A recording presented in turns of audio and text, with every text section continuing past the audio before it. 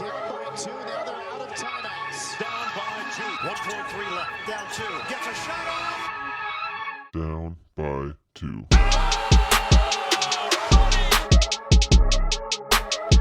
Good morning, good afternoon, good evening, or good night, wherever you are in this crazy place that we call Earth. This is your host, Josh Elijah, for the Down by 2 podcast. And with my co-host to my left, or to my right, Jesse McKay, a.k.a. also known as Birdman.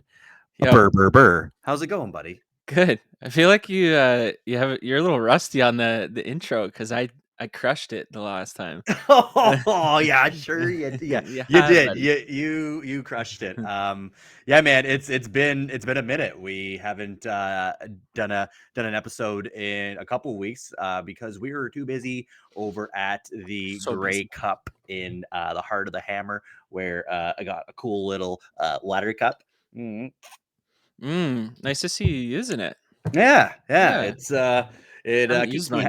keeps me hydrated throughout the day here at the office. You wore that warm toque yet, or what? A warm bed tarp? The chook. It was yeah, I did it when I was raking some leaves. It's pretty good for raking some leaves in the middle of autumn. Yeah, man. What a crazy experience that was as the Montreal Alouettes beat the Winnipeg Blue Bombers against the spread. Everyone's going Blue Bombers. A lot of Blue Bomber fans there, but then every other CFL fan that was there from any other team, they were all going for the Alouettes. So it was an incredible game, an incredible experience, and good to be back doing the show with you. Yeah, that's got to be like the best game we could have gone to, honestly. Like the way everything unfolded and like all the hype going into it for Winnipeg, like it just felt like it was kind of a done deal. And the way it ended, it was just like shocking almost.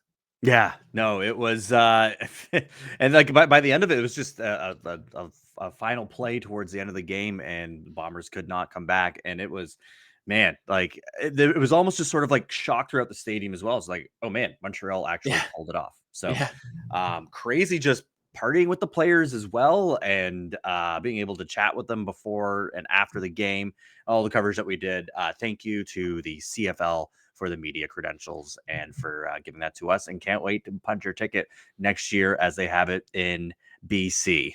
So we'll be going out west for that really cool experience. The end of the Canadian Football League season, end of the Argo season as well. And that means that we are fully ramped up for the NBA. So this episode, talking about our Raptors. It's been a minute. We're coming back to the Raps because we got, speaking of media coverage, we're also going to be down at Scotiabank Arena this weekend covering the Raptors 905. Fucking awesome. Yeah. First and foremost, this just came in through the pipe very, very recently. So very stoked to have that opportunity. It's going to give us the opportunity to kind of get a good feel of what it's like to do media for the NBA, even though it's the G League, as we're heading down to Orlando as well. We're going to be able to get our feet wet when it comes to that. And yeah, just really have a chance to talk to some amazing talent as well, and get to meet the coaches. Very, very excited for that this weekend. But first, let's talk a little bit about our Raptors and where we're at right now. Yesterday, or earlier this week, they were able to knock off the Phoenix Suns after they had a 7-game win streak. But before that, they fell into the hands of the Brooklyn Nets in the in-season tournament, playing that game in Brooklyn. What are your thoughts on the Raptors? I mean, it seems like they're pretty Jekyll and Hyde right now. Like, it reminds me a lot of what we've seen last year as well. That's what I was going to say. Yeah. Where it's just like, great, you can't put together more than 2 wins at a time or 2 losses at a time, and you just kind of stay 500 with, just very mid at this point. What are your thoughts? What are you feeling? Oh, it's super mid, but like, I don't know, what can you expect? They didn't really upgrade in the offseason. If anything, they downgraded. So the fact that we're even at this point is kind of surprising. Like, it's been a pretty good season in my opinion because of that, right? Like, and I think the main focus, like we were talking about earlier, was like, let's just see the development of Scotty Barnes. Let's see the development of you know, Mhm. some of these younger guys like Precious and Gary Trent and Yeah. possibly Gradey Dick, but I've seen some good steps forward, but I don't think this is the year where they take a step forward in the standings and Mhm. make the playoffs. Like, I think that was kind of what we had to go into this year kind of expecting, you know? Well, you look at some of these teams as well when it comes to the Indiana Pacers that are playing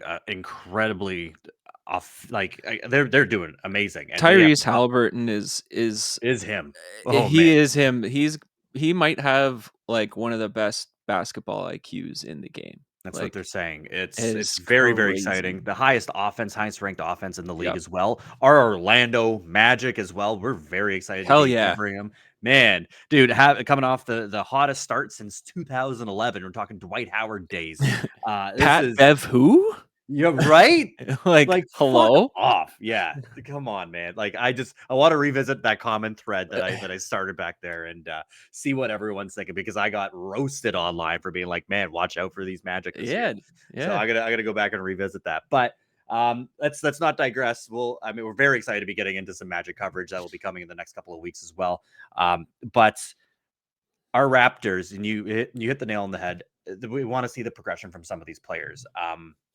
Want to see, Darko, who to me, I'm still not 100% sold on. Really? He seems to me a lot like, and this is, I've heard this around a lot of, just a lot of people that follow the Raptors and even fans as well, is that he's got that Ted Lasso sort of feel to him. And he's just sort Yeah. of more of a cheerleader as opposed to, an actual coach, which is like great if you're developing players, but like you have a whole team here now. And so it's just, it's, I don't know. I'm not 100% sold on him yet. I like him. Don't get me wrong. He's a bit quirky for my liking. That's something that I don't really look for in a head coach. Is just I don't know. I mean, we're gonna have to talk to him and meet him and suss it out for ourselves because we're gonna have that opportunity to do that in Orlando.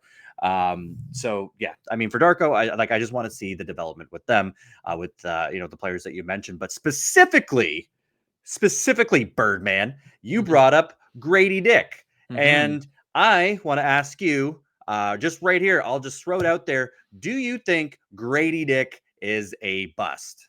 No, it's too early. It's been like a month or two. You know what I mean? Like, can't make that kind of judgment call this early. There's no I way. mean, so it's right. So when it comes to the rookie race right now, I mean, it's Chet and Oh, I Wemby. wouldn't even. That's Not that's even a thought it's between including those him in two. that. But you Yeah. look at players like Scoot Henderson and Grady Dick, like they are getting eaten up by this league, and they're just not Yeah. being able to perform quite the way that they should potentially at this point. I mean, like Anthony Black over on the Magic is looking like he's Such a good role player, and right. Yeah. it's his rookie year. You know, it's it's really cool. Just from But what I've read online is that Raptors fans are concerned because our boy Grady has been sent down to the G League. mhm. So we may have the opportunity to cover him this weekend and be able to, may potentially ask him some questions. We'll see. If when it comes to two ways, I mean, there could be an injury that pops up that requires him to be back on the Raptors roster, as they have two games against the Knicks this weekend, one at home and the one away. So he may have to just fill some of those end bench spots. But are you concerned at all? Because when he goes down, he went down the G League for at least a couple games, and the first of which he put up a staggering 2 points off of 0 for 6 shooting from behind the arc, and he looked completely disengaged. He looked like he didn't want to be there, and it was a little bit sort of like, huh? You think you're a bit better than going down to the G League right now? Because there are some skills that you need to work on potentially. I don't mean to be harsh on him, but this is something that you need to be able to embrace. So like, are you worried? And is that kind of the behavior that's going to lead to a bust? You know? The only thing I would say to that is like the fundamentals of like why the Raptors drafted him was for the shooting, and you can fix that. You can fix all that. That's just body mechanics. You know what I Yeah. mean? So if he's just out of rhythm right now or is like not engaged in the play, those are things you can fix. I'd be more worried if like the the talent level wasn't there, or like his ability to read the plays, like stuff like that is really hard to teach because some people are just kind of born with the ability to read the game a different way, Mhm. and I think it's just too early to make a judgment call on that aspect. So sending him down is like not the end of the world to me, because it's like, okay, clearly he's just not getting the reps he needs in the NBA to improve the shooting mechanics and things like that, right? So I don't know how many minutes he's getting in the G League right now. I haven't really Yeah, a been paying lot. attention. A So lot. Yeah. hopefully it's just something that improves with more reps.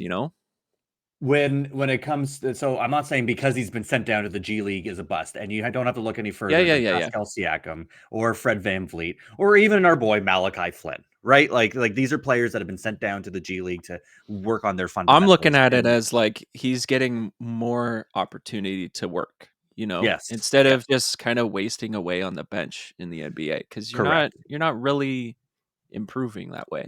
What scares me though is when he puts forth that effort of just being like disengaged and not wanting to be being like I belong in the NBA right now, and because that's what the sense that I got from that one G League game. And I mean, I could be completely wrong because he did come back and put up 22 points after. So potentially, like that's just the kind of attitude that does concern me a little bit, because when you're, if you're just like I'm better than this, I should be in the NBA, but like, man, you haven't been able to keep pace in the NBA at all. Like, I don't know, watching him just ISO on him and watch the way he operates, it seems like he's a couple steps behind, because it is just so much faster paced in the NBA. So I mean, like, I wouldn't mind seeing him in the G League for, the month of December, especially when we get to go cover another game later this month. But I mean, like, yeah, I would like to see some of that, because look what it did for players like Pascal Siakam and Fred VanVleet. Like, that's why Masai went it out, and he wanted to build out the G League team. So, I think yeah, this might just be like a very like quick reminder that like, hey, just because you came in on draft day with your flashy red suit and right. your Drake shout outs and your like this and that, like your Like, that goes to flashy your head attitude, real quick. buddy, Like, and how can it you're not? getting humbled real quick by, th- you know, 95% of the league that's better than you right now. And Yes. I think this is just part of the growing pains, honestly. So I'm hoping. I'm hoping. before anyone sounds off in the comments and starts calling me out, like, I don't care. Like, I'm not saying that he's a bust. Okay, it's just I'd like to see a little bit more of a change of attitude, because yes, like right at the very beginning of, like, before he even played a single NBA game, he like it went to his head. It must have. How could it not? It would go to anybody's head. I mean, are you kidding me? Like, your name is Gradey Dick, and you're in a Drake music video, and you come in wearing the ruby red suit. Like, come on, Yeah, how could you I know. not? Right? So take the G League for what it is, and make sure that you benefit from it, and listen. I mean, I guess it isn't all exciting right now because the Raptors are actually winless this season. The Raptors 905, they're 0-8, not a good start, as they're going to be taking on the Maine Celtics, who are much higher up. I think they're 4-2 in that division. So we're going to have the opportunity to go see players like Marquise Noel and Freeman Liberty as well. Love those Yeah, guys. yeah. So I actually have a question for you. Do you think that maybe the fans are a little bit to blame for this like Grady Dick narrative that you're thinking about right now? Because like, was there maybe too much hype put on him coming out of the draft, and like him kind of playing into it almost, and like you gotta look at from his perspective as well, right? Like you're going to a Raptors team that finished 500. Scotty Barnes looked like maybe he was even going to be a bust. There was almost no progression in year two, right? Freddie just walks, and then you get Dennis Schroeder as your backup plan. Like, I'm sure him looking at the situation, he's like, these guys need me, man. Like, I'm the savior. I'm the shooting savior. They don't have that, right? And like the fans are it's like, yeah, we need it. Like, We need I, you, buddy.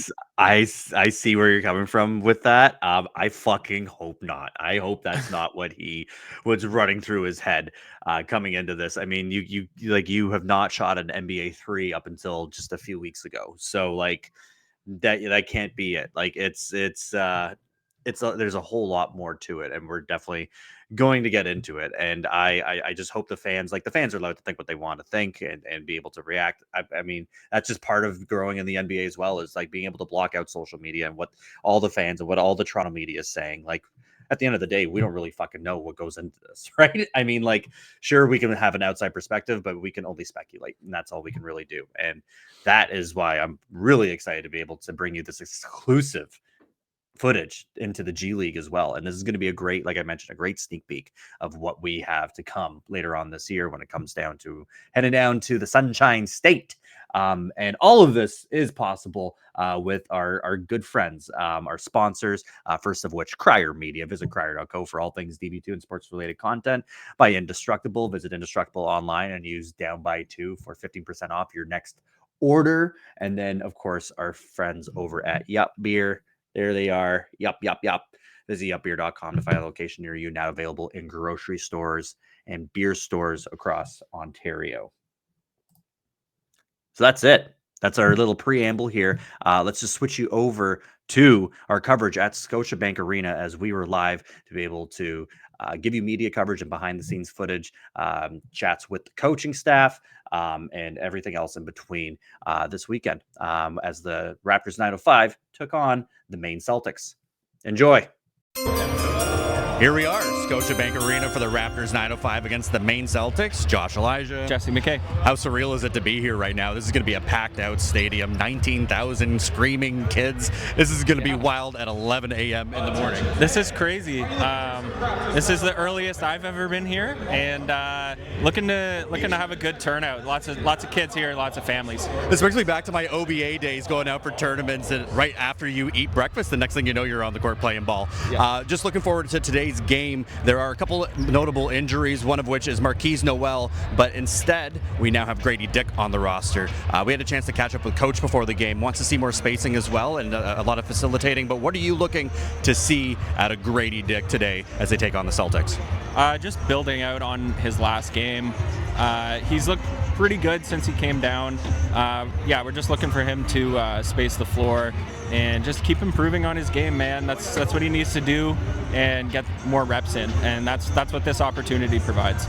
Last game he put up 22. The previous game before that he put up 2 points, so we're looking to see a great effort out of Gradey Dick as well. We're going to catch up with you after halftime. Cheers.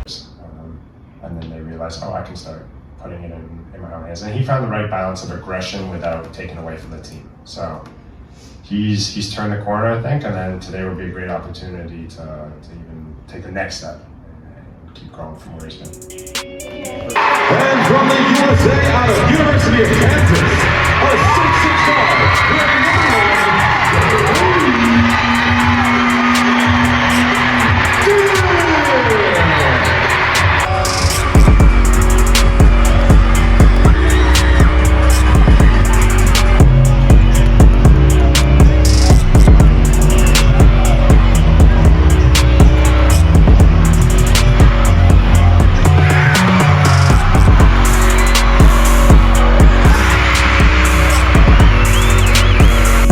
Well, there you have it. Final score 125-114 for the Raptors 905 as they notched their first regular season win against the Maine Celtics. Some incredible performances across the board, starting off with Freeman-Liberty, season high 31 points. What did you like about his game today? Oh, he was all over the court.